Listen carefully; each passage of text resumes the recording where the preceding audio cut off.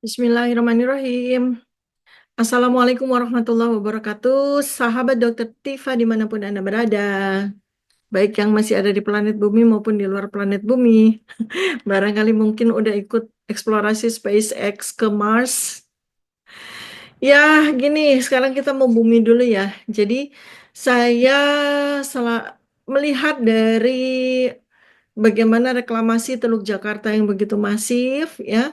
Bahkan Presdirnya Agung Sedayu aja, itu Pak Jenderal Laut siapa, Nono Sampono itu pun mengatakan bahwa mereka tuh sebenarnya mau menyaingi Singapura dan sebagainya, bla bla bla bla, gitu ya.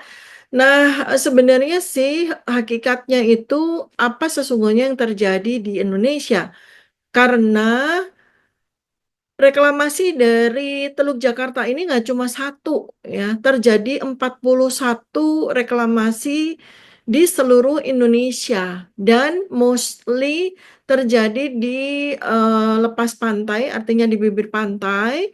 Dan kemudian juga banyak pihak yang mungkin bahkan jauh lebih menggali dibandingkan saya, itu melihat potensi besarnya kemungkinan Indonesia itu bakal dianeksasi ya, bakal dianeksasi ya, terjadi pengambil alihan sebagian maupun seluruhnya kawasan Indonesia ini melalui titik-titik di 41 titik reklamasi tersebut ya. Selain dari aneksasi, bisa terjadi sebuah neokolonialisasi terhadap Indonesia.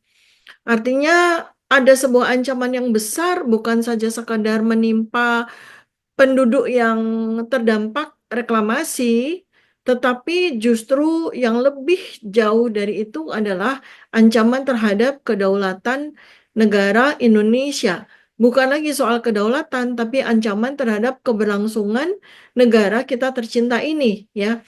Sebenarnya warning pertama itu sudah disampaikan oleh Presiden Prabowo Subianto waktu beliau mengikuti kontestasi presidensi Pilpres di tahun 2019 ya.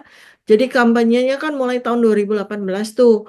Tiba-tiba saja beliau menyentak seluruh rakyat Indonesia dengan mengatakan bahwa menurut riset ya, menurut kajian dari para ahli geopolitik, para ahli intelligence, Indonesia sudah bubar di tahun 2030.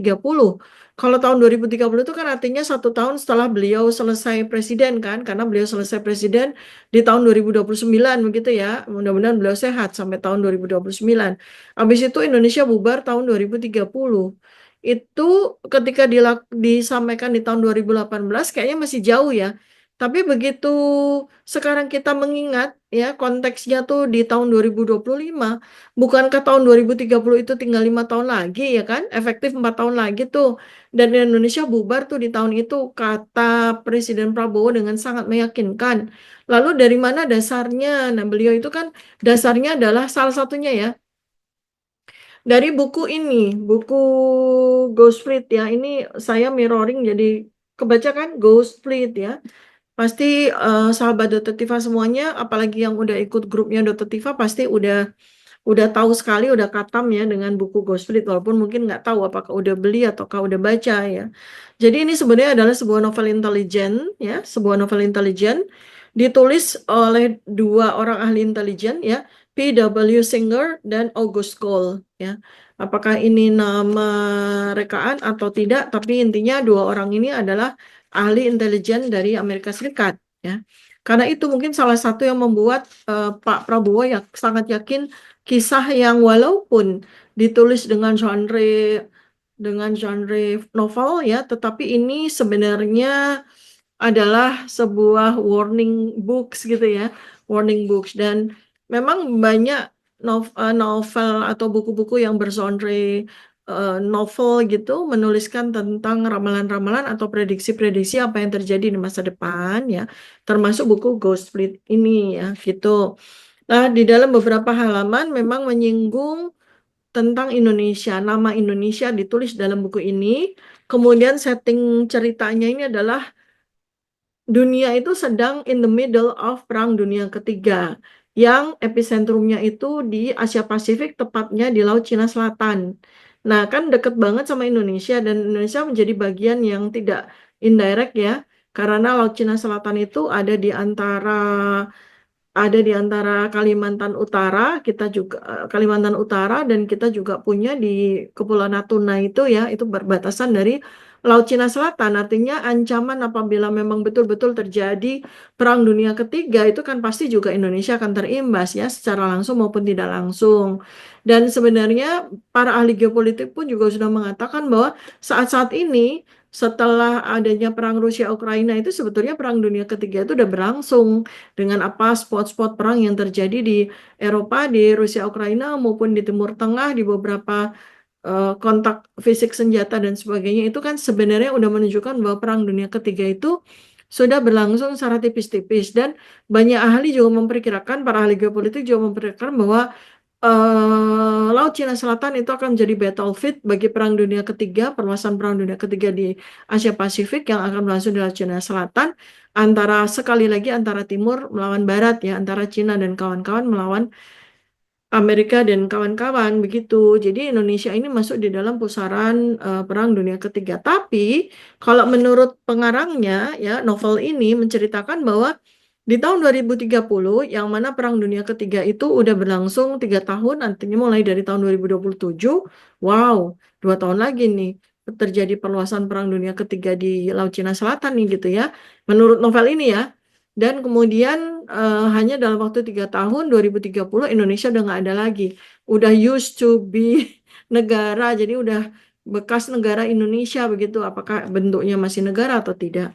Tapi yang saya waktu itu wonder ya, Pak Prabowo itu yakin banget gitu. Jadi dengan buku ini tuh yakin banget. Bahkan ketika dalam beberapa kali kesempatan itu ditanya, beneran nggak sih Pak Indonesia bakal bubar tahun 2030? Beliau itu menjawab bukan meralat atau mengkoreksi dari apa yang beliau yakini itu enggak.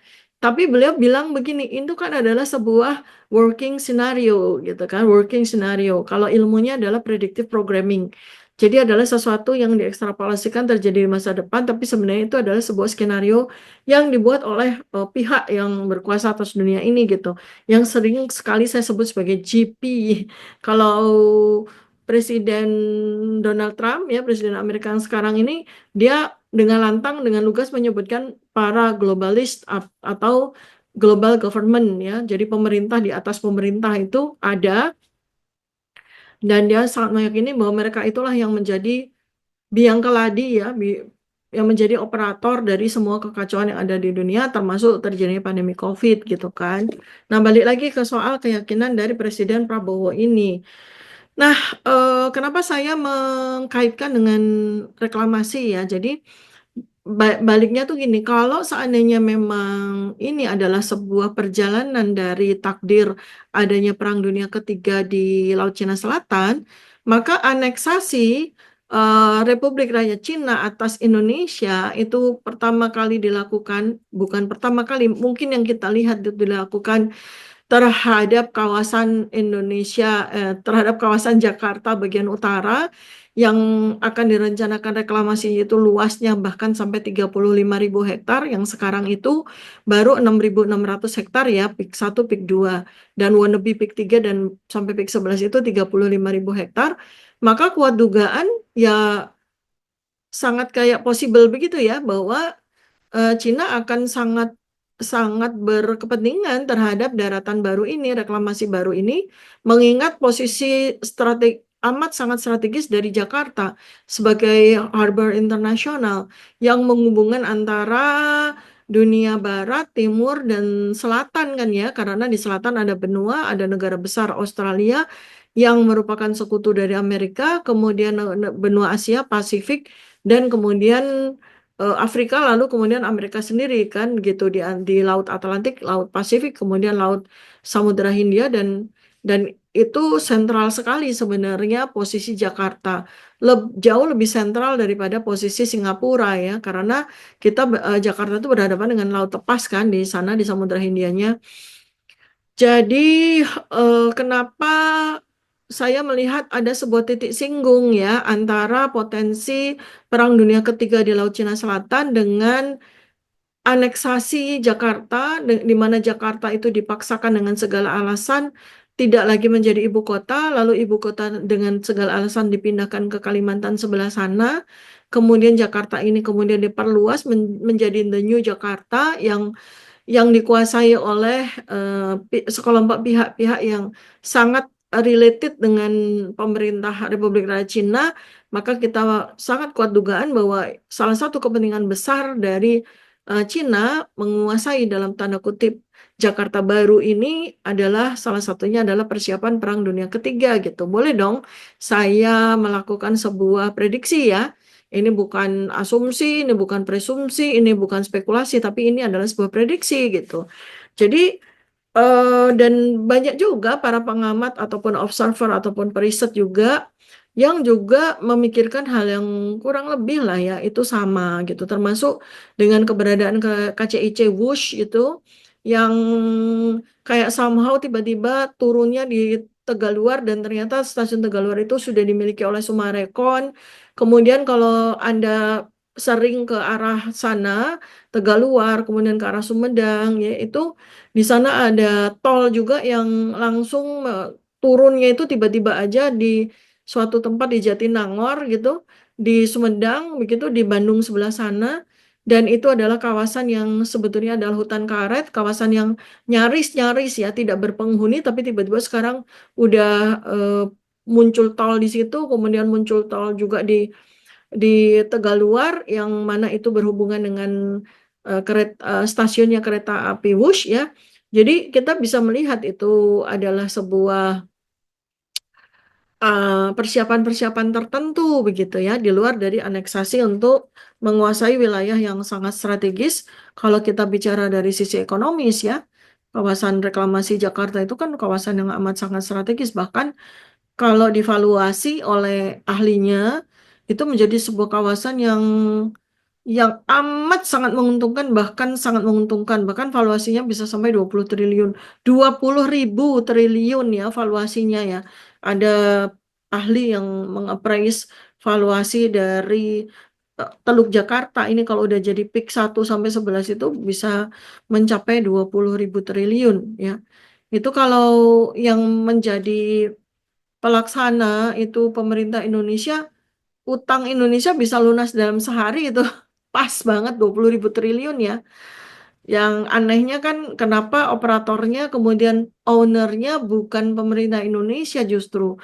Nggak kayak reklamasi yang terjadi di Singapura ya. Ownership-nya kan pemerintah Singapura gitu.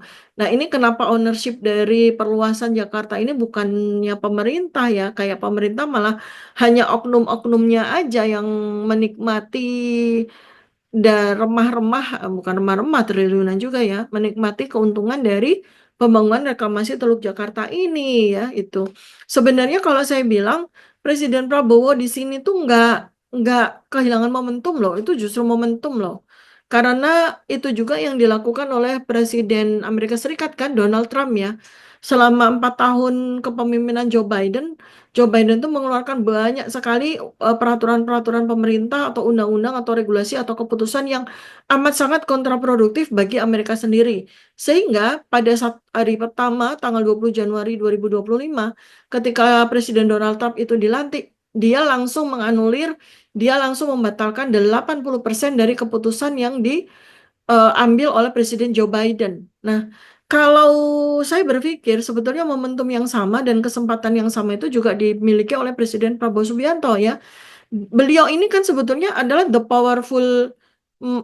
most powerful man in Indonesia gitu loh. Jadi udah nggak ada lagi penguasa yang paling tinggi dari Presiden Prabowo Subianto. Nah, saya cuma kayak wonder aja kenapa sampai dengan hari ini udah 100 hari lebih beliau tuh tampak belum terlalu nggak tahu ya apakah percaya diri, apakah memiliki soliditas penguasaan atas negara ini dan sebagainya itu kayak belum lihat gitu. Jadi apakah beliau lagi melakukan strategi? Apakah memang tersandera dengan kekuasaan dari penguasa rezim yang sebelumnya si Jokowi itu yang masih menancapkan kukunya di kabinet yang dipimpin sekarang oleh Presiden Prabowo, saya rasa ini hanya butuh keberanian Pak Prabowo aja sih sebenarnya, bukan soal Bukan soal dia bukan soal dia tidak punya kekuasaan absolut, enggak. Ini hanya persoalan keberanian aja gitu. Jadi kayak saya tuh balikin kepada Presiden Prabowo ya. Kalau Pak Prabowo itu yakin banget Indonesia bakal bubar tahun 2030, kemudian detak-detaknya gitu ya, kemudian tanda-tanda dan gejala-gejalanya itu muncul antara lain mulai dari aneksasi, masquerade, reklamasi gitu kan, terus kemudian banyak juga rumor yang mengatakan di Indonesia ini udah ada 20 juta penduduk dari China mainland. Kemudian di antaranya itu bukan cuma penduduk sipil tapi juga tentara, kemudian juga penguasaan-penguasaan sektor-sektor yang sangat penting bagi kehidupan dari negara Indonesia. Kemudian juga ada dugaan juga bahwa emas-emasnya Indonesia itu juga sudah dirampok ke mana-mana. Bukan kemana-mana sih, ke satu arah juga gitu. Sebenarnya kan saat ini bagaimana Presiden Prabowo itu tampil menjadi pahlawan bagi segenap rakyat Indonesia, menjadi pahlawan bagi terus berlangsungnya negara Indonesia. Bukannya kemudian jadi nggak melakukan apa-apa gitu. Ya, ini saya sih menghimbau ya kepada Presiden Prabowo, ayo Pak Prabowo, rakyat semua itu di belakang Bapak. Kita 287 juta rakyat Indonesia itu adalah rakyatnya Bapak, Bapak Presiden, dan kita akan siap untuk berjuang bersama dengan Pak Prabowo, dengan Presiden Prabowo sebagai presiden kami yang sah, asal nggak ngajak-ngajak Fufu Hafa ya. Jadi kita semua itu udah siap, apa yang kita bisa lakukan, apa yang bisa kita bantu, apa yang bisa demi tegak berdirinya, demi keberlangsungan, demi kelestarian dari negara Indonesia tercinta ini gitu. Satu hal yang terakhir ya dari video ini Pak Prabowo, jadi tentang reklamasi Teluk Jakarta aja gitu. Kan itu adalah betul-betul sepenuhnya keputusan dari presiden yang kemarin, ya kan? Nah, itu adalah sebuah keputusan Kepres. Kenapa nggak dievaluasi? Kenapa nggak dikoreksi? Sehingga pemerintah tidak negara ini tidak kehilangan kedaulatannya di perluasan Jakarta tersebut. Jangan sampai itu menjadi vassal state. Ya, vassal state itu menjadi sebuah wilayah yang sesungguhnya secara de facto dikuasai oleh negara lain atau bahkan dia adalah negara dalam negara sendiri gitu kan, nggak lucu kalau kita punya Monaco gitu kan di dalam Perancis kan. Bukankah laut yang sekarang ini direklamasi oleh pengembang itu kan lautnya Indonesia, lautnya negara, lautnya rakyat kan, terus tiba-tiba diuruk begitu aja jadi daratan lalu kemudian ada pihak tertentu yang mengklaim itu punya milik dia kan, nggak bisa begitu kan Pak Prabowo. Jadi kalau bisa ya, kalau bisa bukan kalau bisa lagi ya harus bisa ya. Sementara negara ini masih berdiri belum bubar di tahun 2030, sebenarnya kan banyak sekali yang bisa dilakukan oleh Presiden Prabowo. Jadi eh, kita win-win aja Pak, kita win-win solution aja dengan pengembang di PIK itu dan mungkin juga dengan investor-investor di riset lagi, duduk bersama, siapa-siapa yang udah terlibat, siapa-siapa aja yang udah mengucurkan dana, kemudian negara ini dapat bagian berapa, dapat saham berapa persen, dapat keuntungan apa, jangan cuma untungnya cuma pengembang bayar pajak 50 triliun aja, tapi mereka bisa dapat 20.000 triliun gitu kan. Kalau 50 triliun dibanding 20.000 triliun kan jauh sekali gitu. Belum lagi dengan kesejahteraan, kesinambungan, dan nasib dari warga yang pasti akan mengalami penggusuran di proyek Teluk Jakarta tersebut gitu, Pak Prabowo ya. Jadi sekali lagi sebenarnya reklamasi Teluk Jakarta dan 41 reklamasi lain di wilayah perairan ya, wilayah perbatasan laut di seluruh Indonesia itu harus dilakukan pengkajian betul, harus dilakukan penelitian betul ya, siapa-siapa yang mendapatkan keuntungan dan siapa-siapa yang akan tinggal di situ. Karena ini kaitannya, Pak, kaitannya adalah dengan risiko atau dengan kemungkinan besar terjadi perluasan Perang Dunia Ketiga di Laut Cina Selatan. Jadi, Bapak itu bertanggung jawab terhadap keselamatan 287 280 juta rakyat Indonesia, kita-kita semua, Pak. Jadi ini yang bisa saya sampaikan pada video ini. Mudah-mudahan video ini bisa bisa menyebar menjadi sebuah pencerahan bagi sahabat Dokter Tifa khususnya bagi seluruh rakyat Indonesia pada umumnya. Rakyat seluruh seluruh rakyat Indonesia itu kan sahabat saya juga ya, termasuk buzzer-buzzer itu. Baik, terima kasih banyak atas perhatian Anda. Assalamualaikum warahmatullahi wabarakatuh. Salam kebenaran.